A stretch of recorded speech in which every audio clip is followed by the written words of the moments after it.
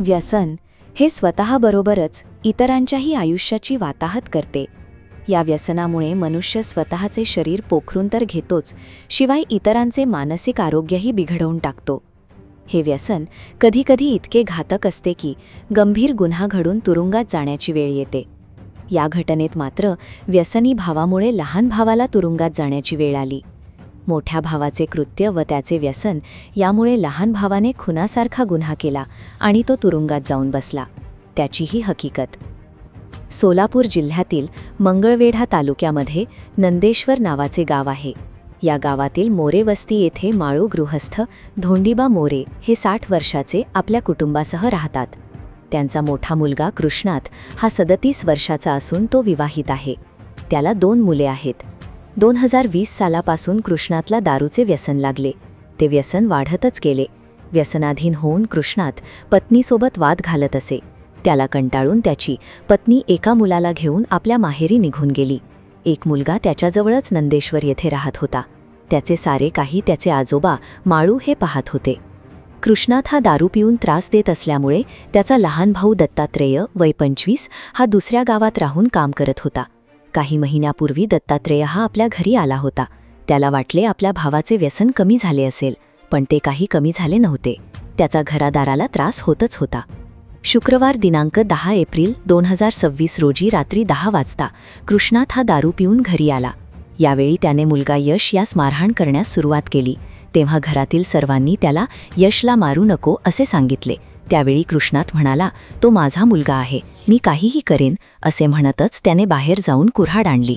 कुऱ्हाड गरगर फिरवू लागला. तो कोणाला तरी कुऱ्हाडीने मारणार असे वाटू लागल्यामुळे दत्तात्रेयाने त्याच्या हातातून कुऱ्हाड हिसकावून घेण्याचा प्रयत्न केला. मात्र तो कुऱ्हाड सोडायला तयार नसल्याने दत्तात्रेयाने पूर्ण ताकद लावून कुऱ्हाड काढून घेतली आणि त्या कुऱ्हाडीने कृष्णातवर वार केले. कृष्णात हा रक्ताच्या थारोळ्यात पडला. हे पाहून सर्वांनी कृष्णातला हे उपचारासाठी मंगळवेढा येथील शासकीय रुग्णालयात दाखल केले. डॉक्टरांनी तपासणी करून तो मयत झाल्याचे घोषित केले. या घटनेची माहिती डॉक्टरांनी मंगळवेढा पोलिसांना दिली. घटनेची माहिती मिळताच पोलीस निरीक्षक दत्तात्रेय बोरीगिड्डे, सहाय्यक पोलीस निरीक्षक लातूरकर यांनी लगेच रुग्णालयात जाऊन मयत कृष्णातची पाहणी केली.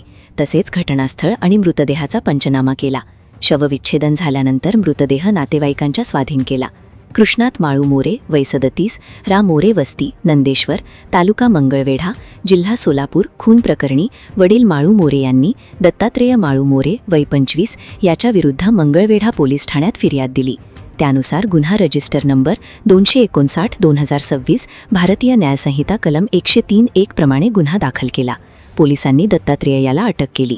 त्याने कोणत्या कारणावरून कृष्णातचा खून केला, हत्यार कोठे ठेवले याबाबत तपास करावयाचा असल्याने त्याला न्यायालयात उभे केले.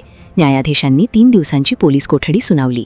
पोलीस कोठडीत त्याची चौकशी केली असता त्याने कुऱ्हाडीने वार करून भाऊ कृष्णातचा खून केल्याची कबुली दिली.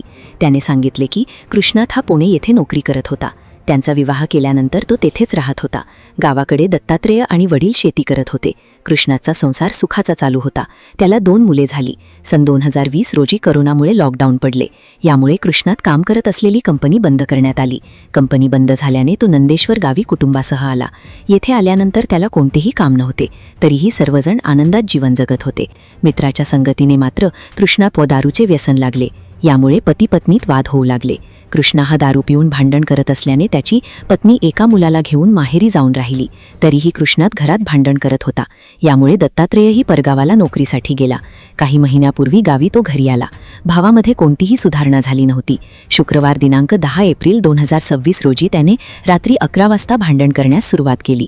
त्यानंतर तो मुलगा यश याला दारू पिऊन मारहाण करू लागल्याने त्यास दत्तात्रेयने विरोध केला. मात्र त्याने कुऱ्हाड हातात घेऊन एकेकाला तोडतो असे म्हणताच दत्तात्रेयने ती कुऱ्हाड हिसकावून घेतली आणि कृष्णातवर वार केले. वार वर्मी बसल्याने तो ठार झाला. या प्रकरणाचा तपास पोलीस अधीक्षक अतुल कुलकर्णी, अप्पर पोलीस अधीक्षक प्रीतम यावलकर, उपविभागीय पोलीस अधिकारी बसवराज शिवपूजे यांच्या मार्गदर्शनाखाली पोलीस निरीक्षक दत्तात्रेय बोरीगिड्डे, सहाय्यक पोलीस निरीक्षक विनोद लातूरकर यांनी केला.